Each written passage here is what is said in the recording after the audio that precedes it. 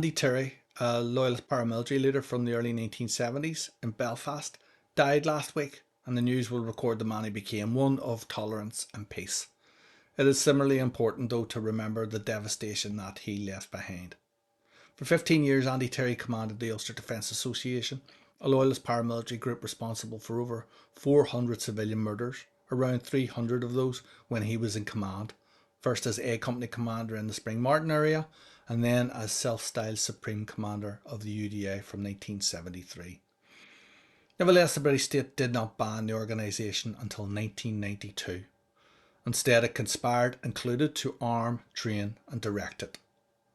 British military intelligence documents paper trail found in the National Archives in London reveal that British forces knew exactly who Tyrie was as early as 1972, identifying him as company commander of A Company, Highfield and Spring Martin in their own files.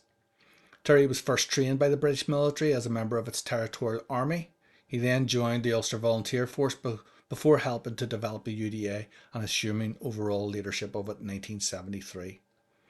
Tyrie will also be remembered as a supporter of peace when it finally dropped slow, but in the British Army files the paper trail has his name, and the names of those in his paramilitary units are recorded in the thick of murder and mayhem throughout West Belfast in 1972, when the north of Ireland teetered on the edge of outright civil war. Tyrie operated with virtual impunity for 16 years until a bomb allegedly planted by fellow loyalists led to his withdrawal from the UDA. The important question for families and their legal teams remains: how could a paramilitary group implicated in hundreds of sectarian killings remain unprescribed for so long?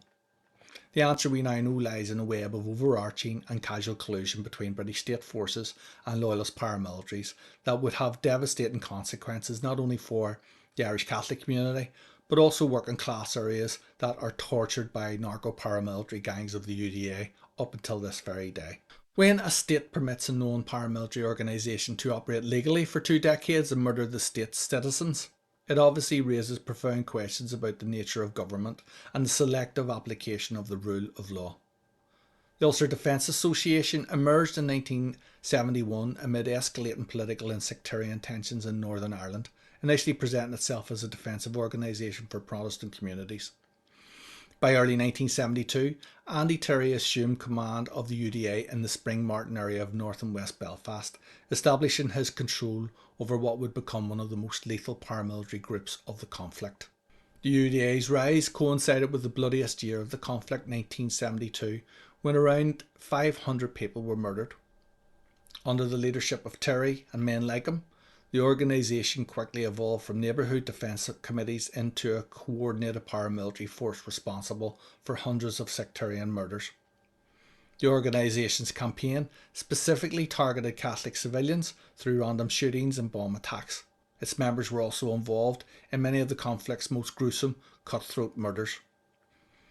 In Belfast in 1972, the British state allowed the likes of the UDA to set up no-go areas and man illegal checkpoints in the city. Many Irish Catholics were rompered, tortured and murdered after being kidnapped at these illegal checkpoints, which were regularly monitored and reported on in the British Army files. Meanwhile, the British Army and its counter-gangs were smashing barriers in Irish Catholic communities, murdering unarmed civilians, manning checkpoints and targeting members of vigilante patrols such as known members of the Catholic Ex-Servicemen's Association who had been formerly in the Irish regiments of the British Army. The files show that the British Army knew who the UDA members were at the loyalist illegal checkpoints, where they lived and their position in the organisation. How? Because the British Army stopped and chatted with them, and the loyalists told them who they were and what they did in each organisation. Andy Tyrie too was in daily contact with the British Army when his A Company were dragging civilians from cars, kidnapping them, torturing them, murdering them and dumping their bodies. One example includes when Tyrie's UDA were trying to hijack buses and vans on the Springfield Road one summer's day in 1972, even attempting to murder drivers who did not stop. The local British Army regiment contacted Tyrie and told him it had to stop. His UDA units had already kidnapped a number of Catholics who did stop, and their bodies were found soon after. They were tortured and shot dead. One had a very lucky escape, and his story is recorded in these files. Tyrie's name is redacted in parts but unredacted in others, so we're able to cross-reference these and know that it is Tyrie being named. Republican paramilitaries were committing similar sectarian murders at this time too, it should be noted, but what remains different and disturbing is that throughout this escalating violence, the British government steadfastly refused to ban the Loyalist organisation. While Republican groups like the Irish Republican Army were proscribed, the UDA remained legal until 1992, more than 20 years after its campaign of violence began and long after Tyrie had established himself as its supreme commander. In 1972, it should also be remembered that Irish Catholics alone were being interned and locked up without charge or trial. The British government's blatant sectarian internment policy becomes indefensible, not that it ever was defensible, when examining secret military intelligence documents from 1972.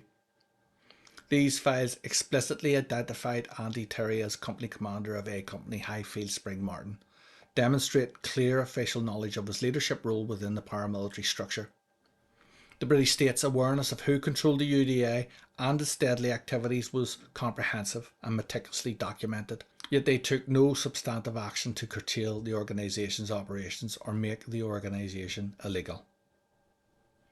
British military intelligence files, especially from May 1972 onwards, documented this command structure in remarkable detail, recording names, ranks and responsibilities within the organisation. These files demonstrate beyond doubt that the British Armed Forces understood the UDA's criminal, paramilitary and operational capabilities, but tolerated them. Intelligence reports noted that UDA units possessed a wide range of weapons, despite their public claims of being anti-terrorist. Perhaps most extraordinary was the UDA's public profile during this period of escalating violence. A mass rally at Woodville Park in May 1972 provided British military intelligence with extensive information about the UDA, documenting as many as 2,000 uniformed and semi-uniformed men on parade.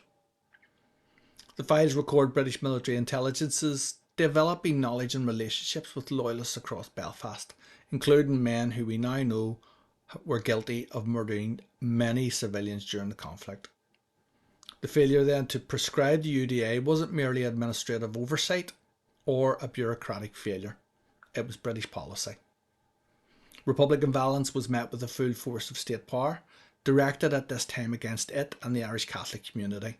Emergency legislation, mass internment, covert operations, psychological operations and assassination.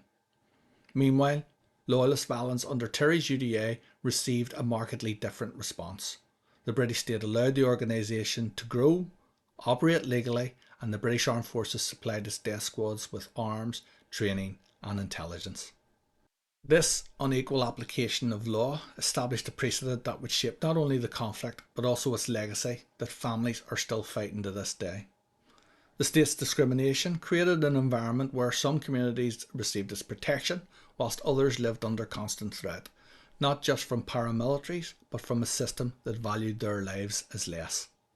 In my next video I will show you how this discrimination played out in real time on the streets, resulting in the murder and mayhem that we saw in 1972, and how Andy Tyrie was in the middle of it. It is important to remember the victims as well as the journey of peacemakers. It is also important that we acknowledge that Andy Tyrie and the UDA were allowed to operate by the British state, at best tolerated and at worst actively armed and directed by it. This was a British state that would not allow a paramilitary group murder hundreds of citizens in Birmingham or Bristol, but helped one in Belfast to do just that.